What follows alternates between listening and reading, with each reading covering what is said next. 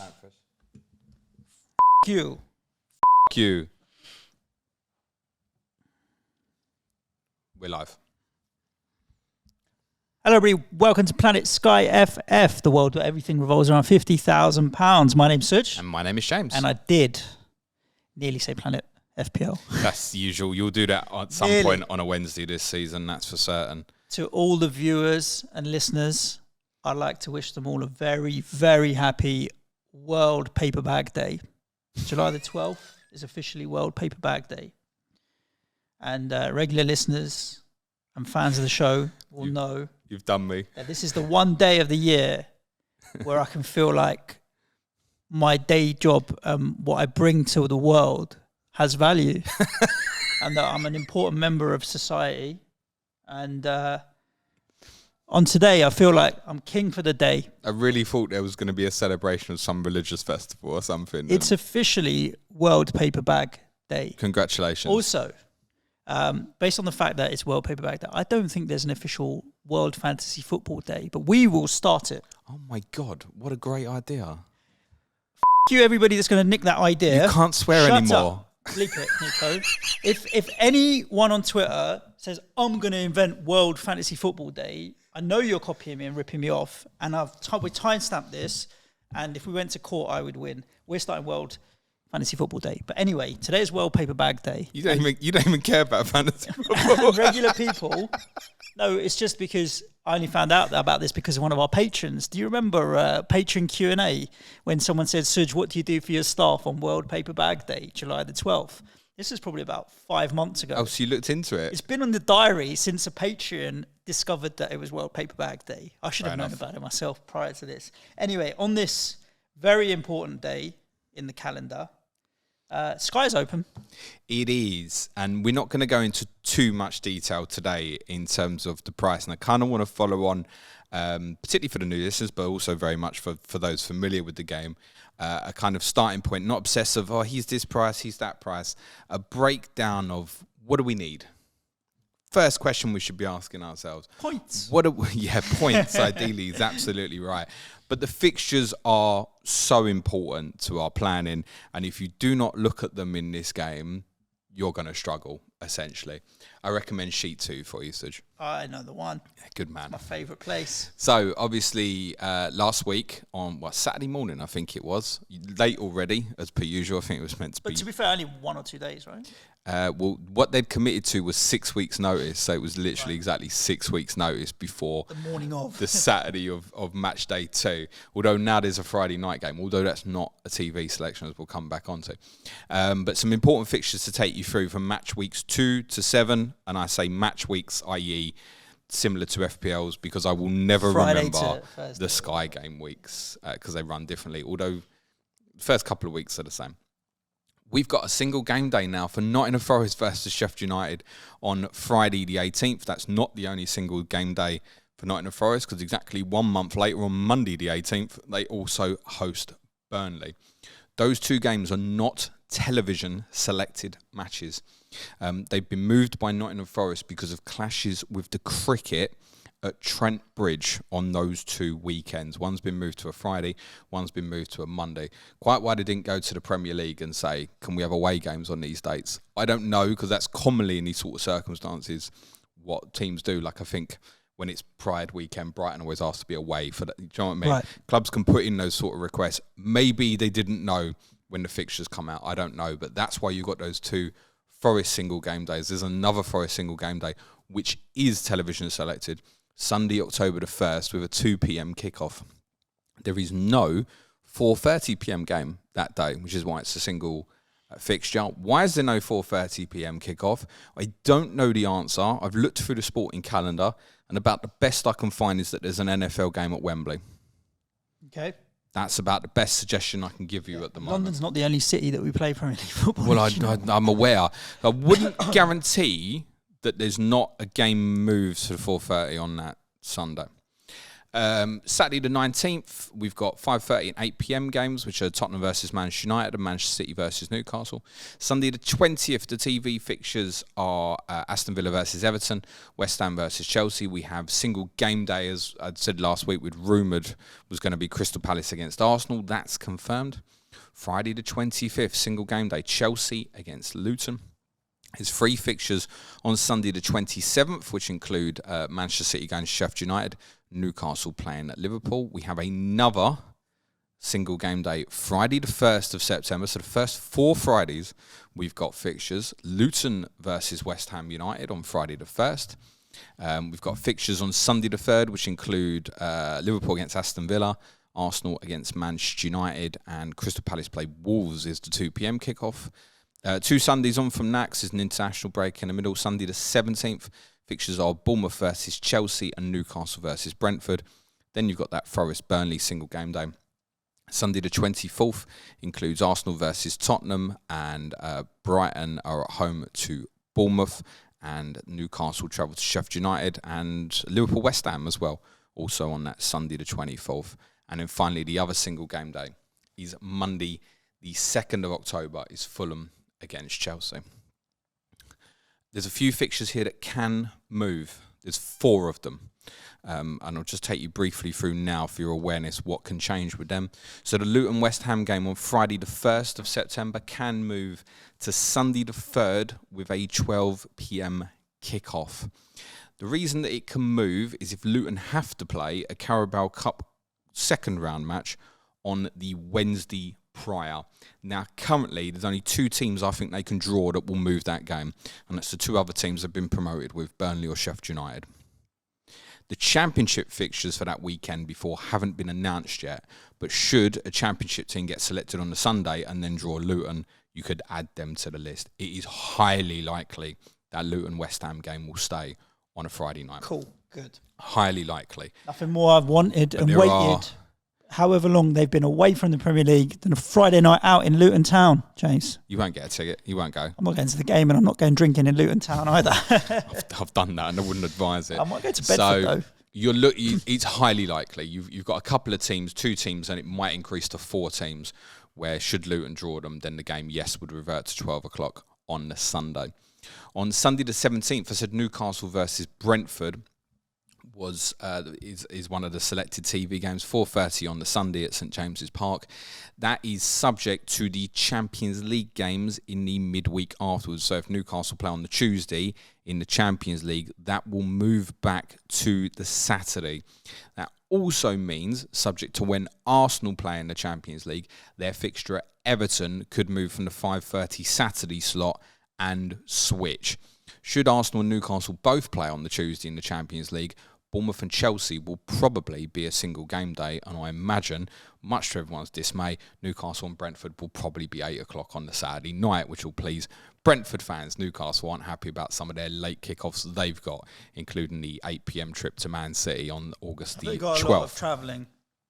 Well, Newcastle have always got more travelling. Yeah, they are a bit remote. They've got to accept that getting anywhere from Newcastle is harder than getting anywhere from They've got Birmingham. a wealth fund. They can probably charter all their fans on planes and whatnot. Sign up to Patreon to learn more about the Newcastle Wealth Fund. The other fixture that could move is Chelsea versus Aston Villa on Saturday the 23rd of August, and that will definitely move to Sunday the 24th should Aston Villa win their Europa Conference League playoff match. So if they make the group stage of the Conference League, they probably will, subject to the draw. They could draw Fiorentina in the playoffs, by the way. Oh, wow. After Juventus were thrown out and Fiorentina took their place, and unbelievably, despite reaching the final last year, Fiorentina currently would not be a seeded team in the playoff draw.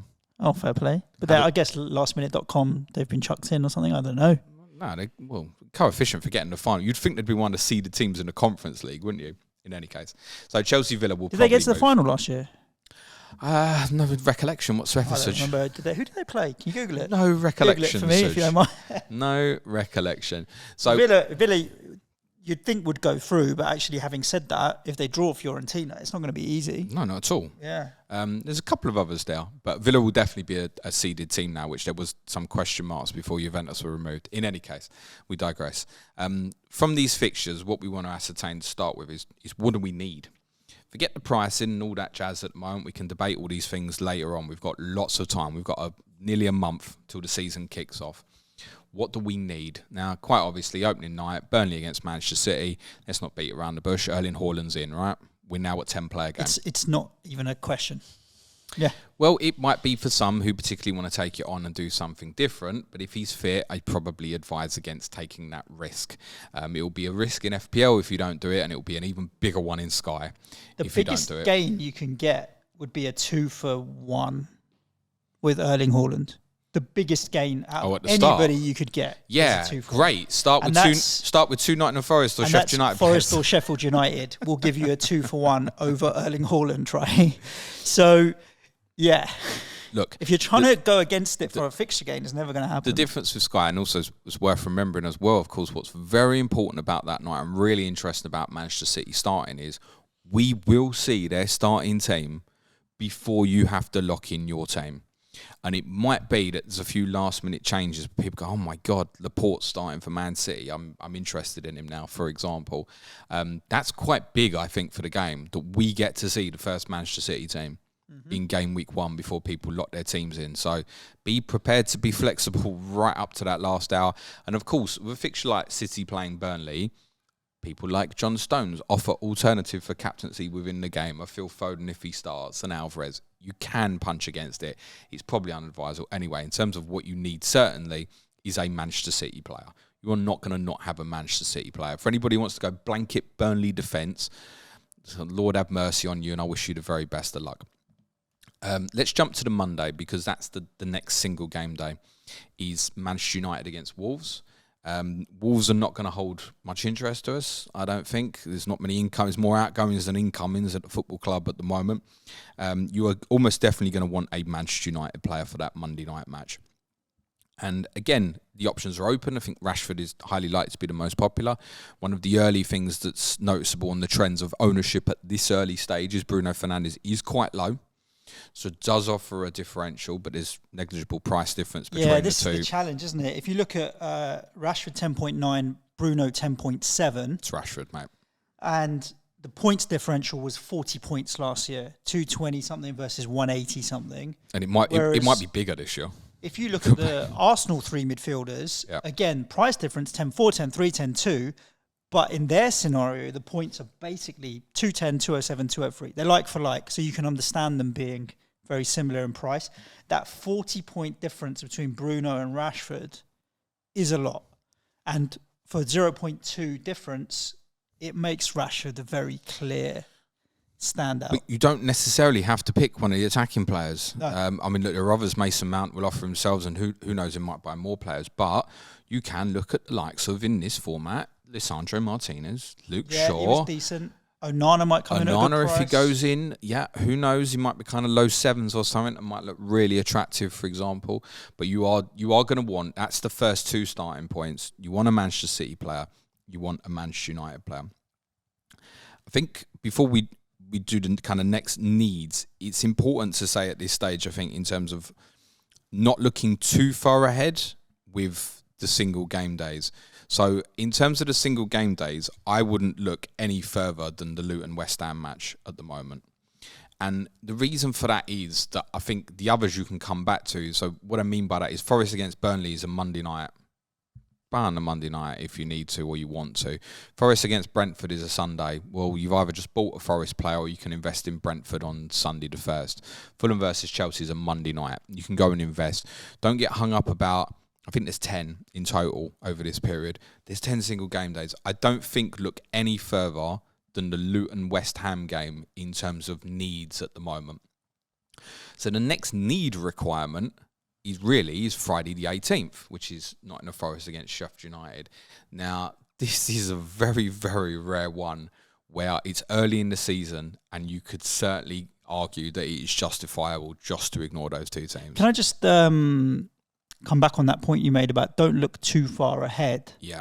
One thing that did come out in the rules that we didn't know this time last week when we recorded was how many overhauls we're going to get and how many transfers we were going to get. We thought it would be 50, but it's in the rules at the moment. It says 1 overhaul. It's going to be in January. Yeah, we don't know the exact dates. We think sort of FA Cup 3rd round. We think quite early. And 50 transfers. So previously where we've 4 weeks in or before the international break, there has been an overhaul. There wasn't last year because of the World Cup. There isn't one this year as well. So whilst you're saying don't look too far ahead, you still also need to bear in mind that we don't have an overhaul imminently at all. We don't have one after 4 weeks. No, of course. But then also accept that we're going to get decisions wrong at the start. Yeah. And you're going to need your transfers to fix it. Extra 10 transfers from 40 transfers with the overhaul is for, right? Exactly so maybe that. 3 or 4 in the first 4 or 5 weeks is not a problem. If it's fixing problems particularly, it's not an issue. The experienced players will tell you, in terms of Forest and Sheffield United, it's probably largely, if it was in the middle of the season, it would be perfect case example to say maybe just because it's one to buy and one to sell. Now, you're obviously saving yourself the transfer here in the sense you don't buy the player at the start. You will start with them. If you're going to cover that captaincy, like for example, if I went for, say, Morgan Gibbs-White, decide that was my plan, he got injured against Arsenal on the opening Saturday, I think I'm skipping it. I'm with you as well. I would start with one, but only because it's so close to the start of the season. Like, to be honest with you, who I pick for getting the right captain on the first weekend, Friday, Saturday, Sunday, Monday, is more important than whoever the hell I have on that Friday. Yep. For me, it's just a nice to have because I can. The things to consider about Forest and Sheffield United as well as the fixtures around it. So Forest already said start with Arsenal. But what I would say is if you go with, say, Gibbs-White or Brennan Johnson and I think that's probably the one you want is attacking Forest player, I think. Potential at home to newly promoted team. Friday night at the City Ground. It's one of the better atmospheres in the league when they get it right there. He's probably one of those guys. Or an Awaniyi, for example, if he looks like he's going to start, rather than one of the defensive ones. It might be that a keeper shows itself as an option for Forest if they buy Dean Henderson, for example.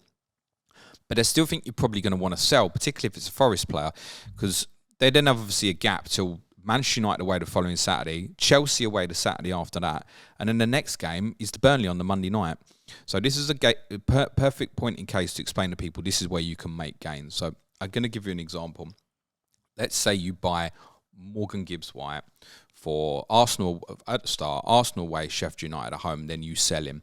Now, if you wanted to buy him back when Forest play Burnley on Monday the 18th, nearly every other team plays 4 times over that period. And they play twice.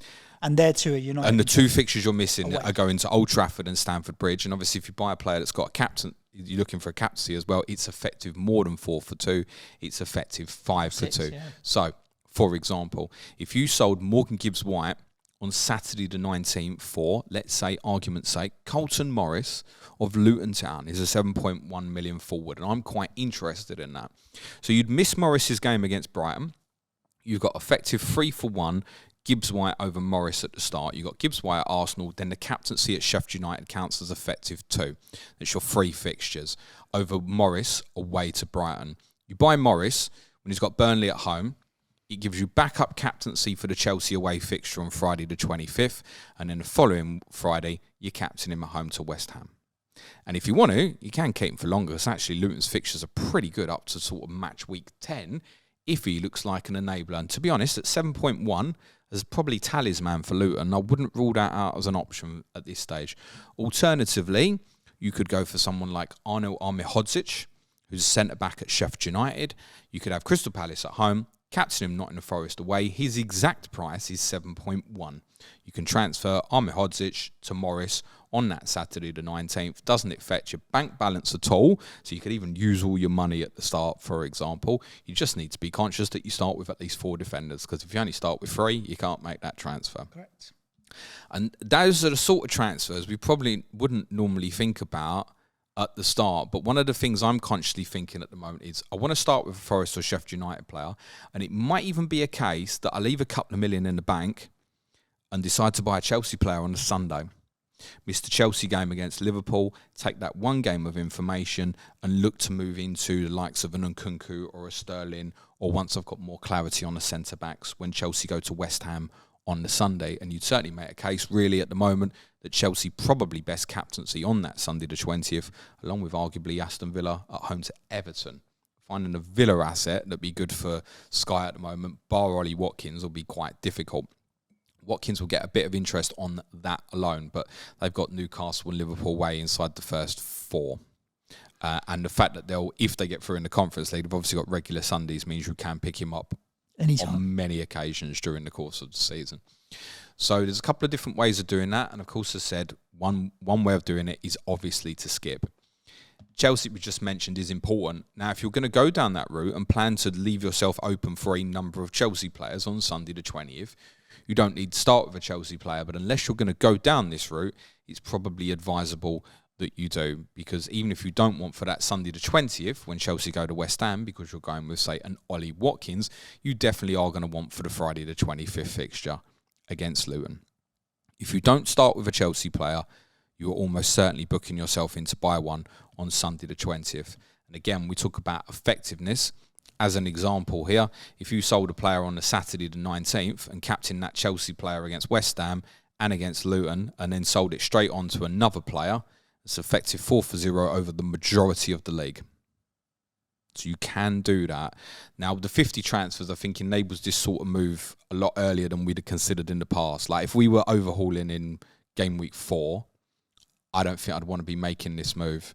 I'd go Gibbs White, for example, and I'd go, all right, I'm just going to suffer those 4 fixtures because I don't really want to make the transfer. Correct. But I think there's a few options there to get something for the Forest Sheffield United game and come off. I have to say the player I was looking at most until roughly around about 15 hours ago was Ilman Ndiaye, who's 7.2. Looks like he's going to Marseille. And Sheffield United, I'm sure, are going to need to find a replacement from somewhere. So he's their talisman from an offensive. There's nothing else offensive you'd want to look at Sheffield United. There might be 1 or 2 budget options in terms of tackles, but I think if you're going to buy a player and sell it in match week 2, I don't want it to be he's decent for tackles. I'm going for it. I'm either going for the clean sheets or the goals. Yeah, I'm just thinking I might start with a Chelsea player because it gives me backup coverage for that Liverpool game. I don't see myself starting with a Spurs player at the moment. So I've got Liverpool-Chelsea captaincy coverage for that day.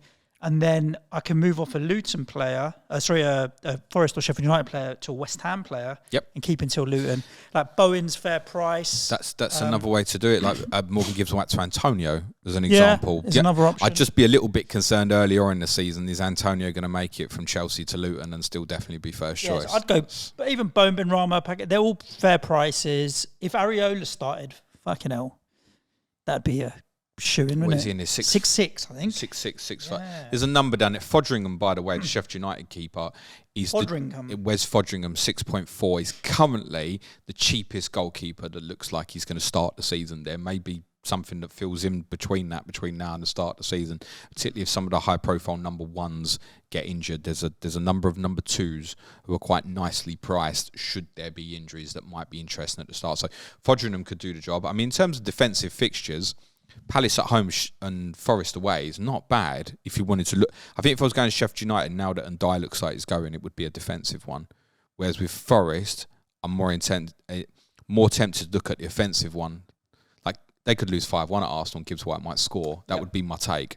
And then Sheffield United can do well. Whereas the defensive guys might be getting me minus points at Arsenal on match day 1. They lost that fixture 5-0 last year, for example.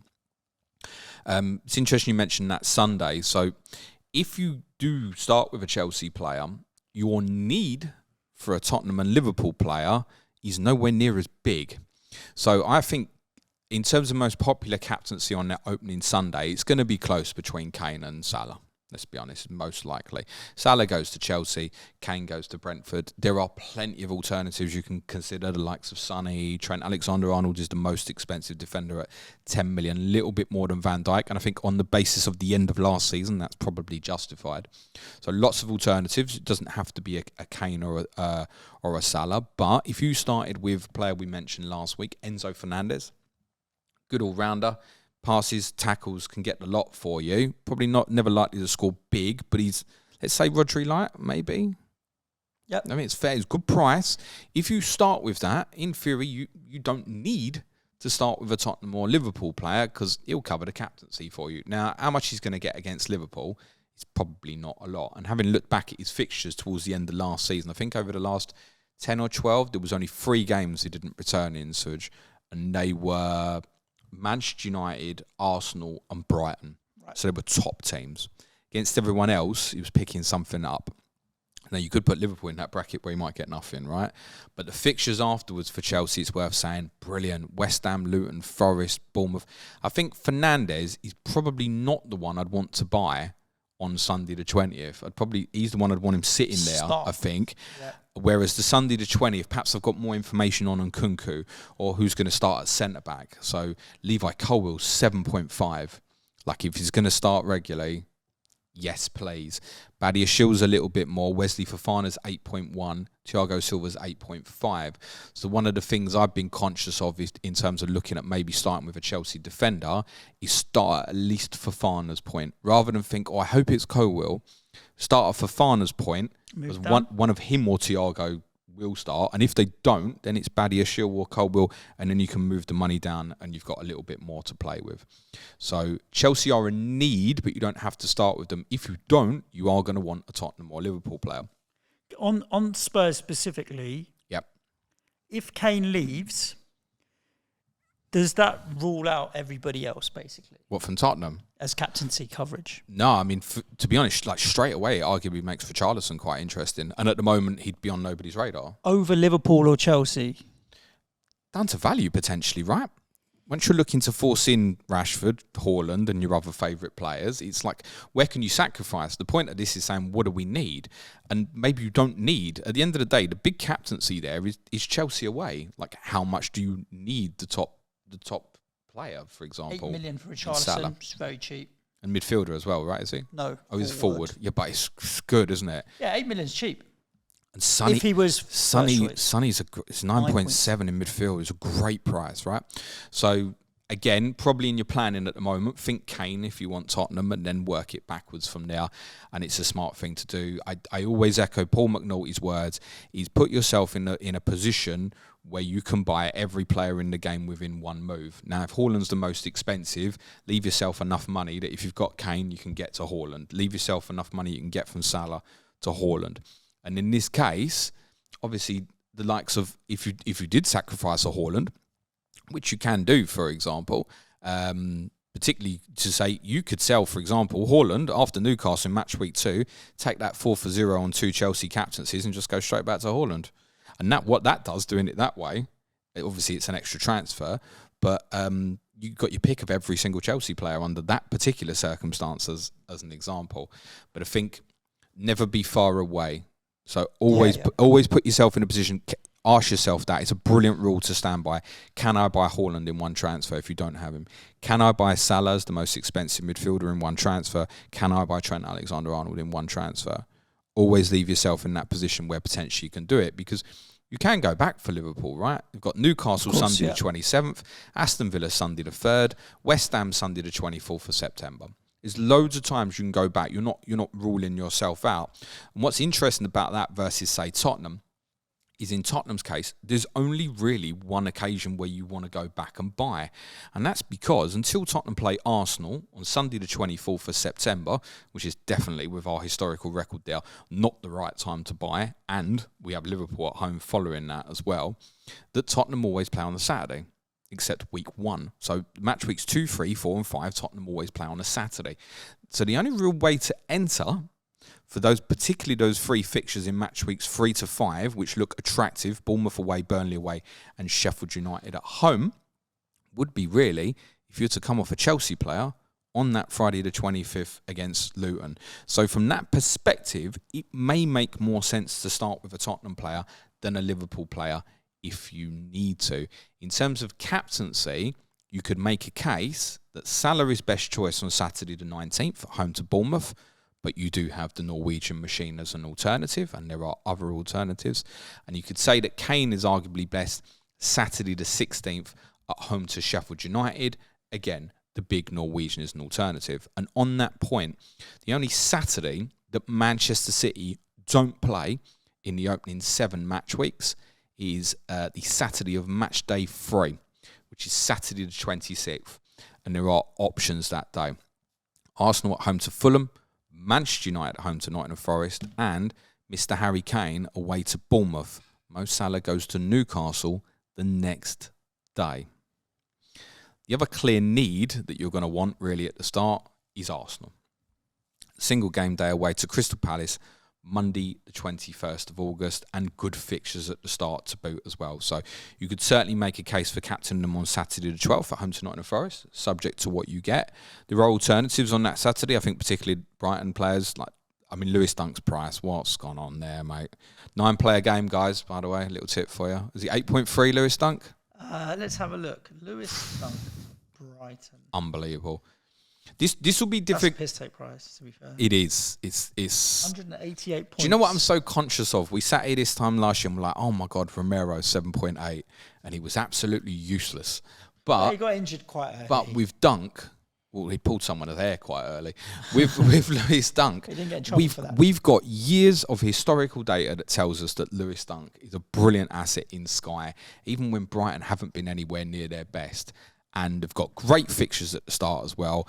For the new Sky players, it will be difficult to comprehend the idea when I tell you that Lewis Dunk might be a better captaincy option on that first Saturday than Arsenal player against Nottingham Forest. It's a genuine debate. More points last year than Gabriel, Trent, Ben White, Trippier, Cher, Saliba, Dan Burn. Suj, he had the most passes in the league. Do you know that? Ruben Diaz. These are all the players who are more expensive than him, but that he outscored last season. Lewis Dunk completed the most passes in the league, and I know he played more minutes than Rodri. Most.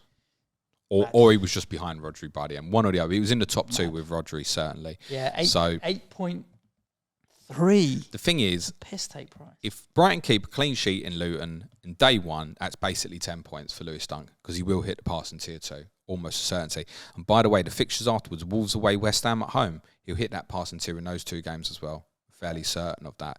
So you're starting on a really good base with Lewis Dunk. Whereas, it's not to say an Arsenal asset isn't a better choice than a Lewis Dunk, but Lewis Dunk offers you a certain amount of guarantee of probably a minimum of the 4 to 5 points. 4 points if they have a really bad defensive day, right? 5 points if, say, they concede 1. Whereas the Arsenal player, how many times have we seen it? You can get Saka, Martinelli, Odegaard. You can go for one, like I went for Odegaard last day of the season in FPL. I win, whatever, 5-0, missed completely everything. Standard. And that's more liable to happen because there's more choice from Arsenal, right? And that's another reason why someone like Lewis Dunk really, really appeals. So, a Brighton or Arsenal player, but the need is the Arsenal player. Now, again, if you start with an Arsenal player, you don't need Lewis Dunk, but you're probably going to have him anyway for most people. I would suggest he's one. When you look at the ownership, I just dumbfounded that he's not the second most owned player in the game, to be totally honest. Yet. He won't go off as the second most owned player because he's Lewis Dunk. He's not Mo Salah or Harry Kane or whatever. Crystal Palace away for Arsenal has said Monday 21st, you are going to want to start with something.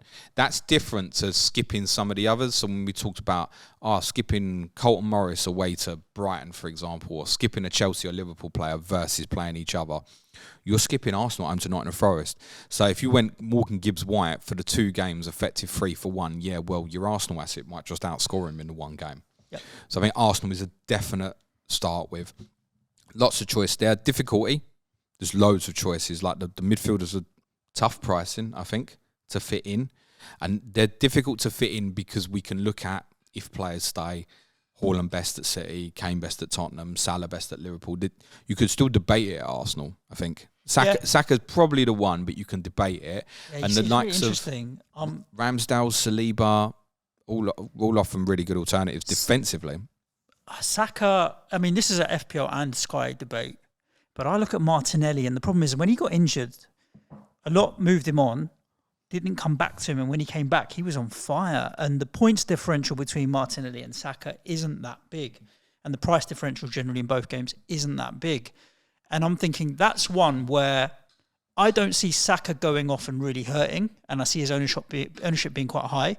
Whereas if Martinelli goes off, the gains could be huge. So I don't see the differential between them being big enough that Saka can hurt Martinelli owners, but Martinelli going off because ownership could really hurt Saka owners. And that's why on both games I'm thinking, don't just go Martinelli over Saka.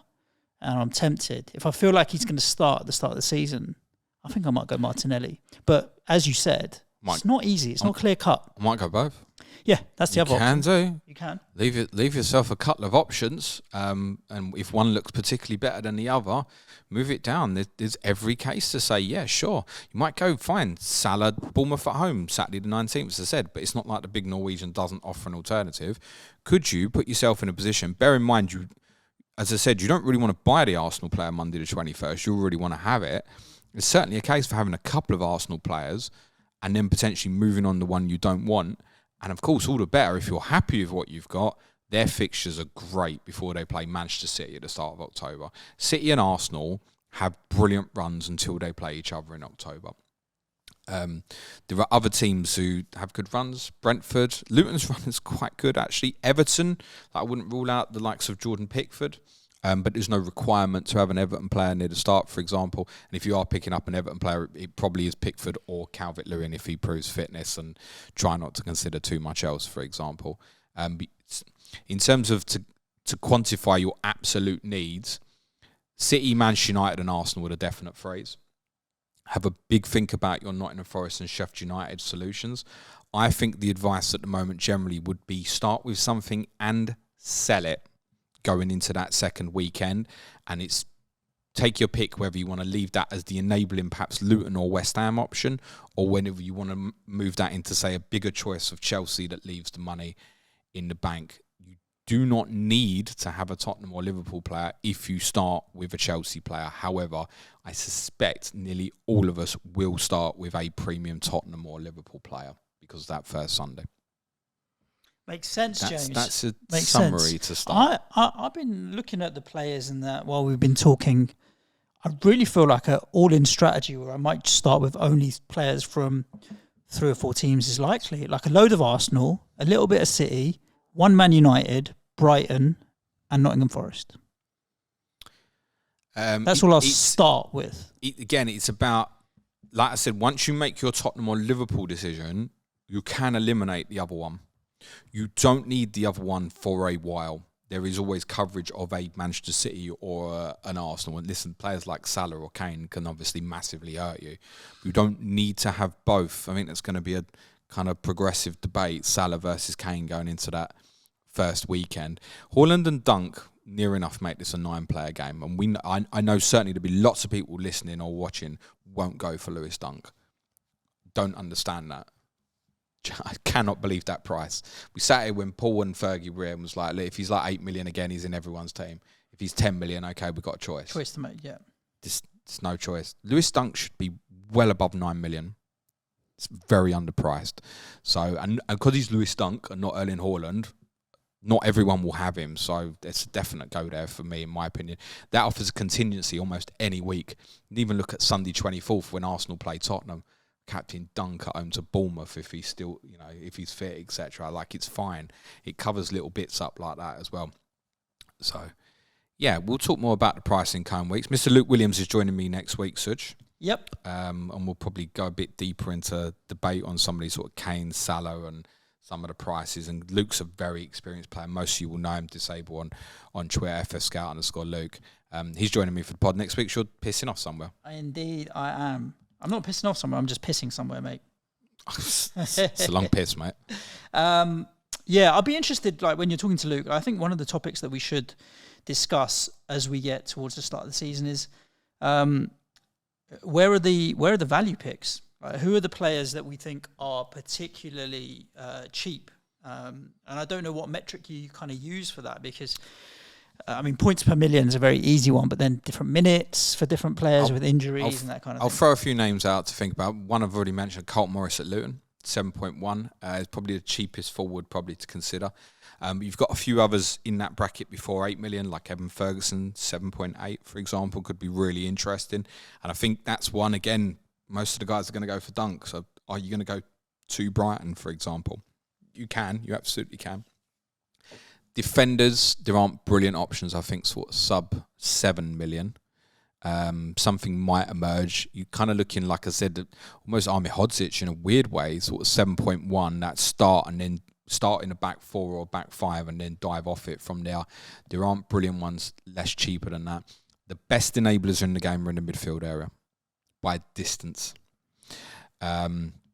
And there are a number who might emerge subject to transfers and injuries, etc. And that might happen in other positions as well. But I think particularly in midfield, I think the initial reaction was, that's rough. But I mean, I'll give you a couple of names. Kevin Sade at Brentford. He's 6.5. Midfielder? Yeah. Oh, mistake. So they've got good fixtures at the start. You know. Mbomo's a midfielder as well. Yeah, so Mbomo I think it's 8.3. So it's like a 1.8 saving. Now, Sade, what's interesting with Sade is there's no guarantee he played at Tottenham game 1. Now, obviously, they could still buy in the transfer market. I watched him play at Tottenham in game week 37 last year, and do you know what, Suj? He might prove to be crapid. He is fast. He's like a bat out of hell. He is so quick. But whether it's going to be kind of all fart and no poo, I can't tell you. Is he going to pick up tier points? No, but if he can chip in with like an attacking return every 3 or 4 at that sort of valuation, that is okay, let me tell you. Would you get for a goal in midfield 6 points? Now, if he's picking you up 8-2-2-2 over 4, and that's like 14 points, that's up to you to decide if like 3.5 points over a 4-week period is enough. But the valuation obviously enables you other players who can outscore others, and you must consider that. I think Sade at 6.5 is interesting. Player we flirted with quite a bit last year, so Boubacar Kamara at Aston Villa, 6.7. And there's a number of others. I think even, for example, Basuma at Tottenham, going up sort of 7.3 bracket. We think Basuma's going to start the season. Tottenham are going to be way more possession orientated this year. And he'll obviously be tasked with his position as to be a ball winner as well. So Basuma's one of them who, in his first season at Tottenham, hasn't shown anything from a Sky potential, but might do quite quickly. If he's going to play every week and be the hub of the team in terms of, you know, people look for him to start the attacks, etc. And he's a potential ball winner at 7.3. That's interesting. And there are loads of other names under 7.3 in the midfield area. The problem with that is the more of them you have, the less Salahs, Sons, Rashfords, Fernandes, Sakas, Odegaards, because it's no different to the FPL perspective in the sense you go, I really would like a 5-man midfield there. And yet that's where the best enablers are. There's a case for having 2 midfield enablers if you're going with a 5, I think. But it might be that enabler start kind of in the middle as a Gibbs White and moves, and you have to restructure. Is it 7.9 Gibbs White, I think? Yes. I don't know. Do we? It doesn't really come under enablers, does it? It's in middle ground, isn't it? I think below 7.5. Yeah, I think so. Below 7s. Yeah. Levi Colwill at Chelsea, if he starts every week at 7.5, is gold. We don't know that yet. Cool. Listeners, hope you enjoyed that episode of Planet SkyFF. If you are interested in playing Sky and you haven't played before, or you are an experienced manager but need a helping hand, head over to patreon.com/Planet FPL, because as even at the basic tier, basic plus tier, I should say, you get access to James's spreadsheet planner, which maps out the gaps in all of the fixtures. Basically, if I didn't have the spreadsheet, I couldn't play Sky. It's as simple as that.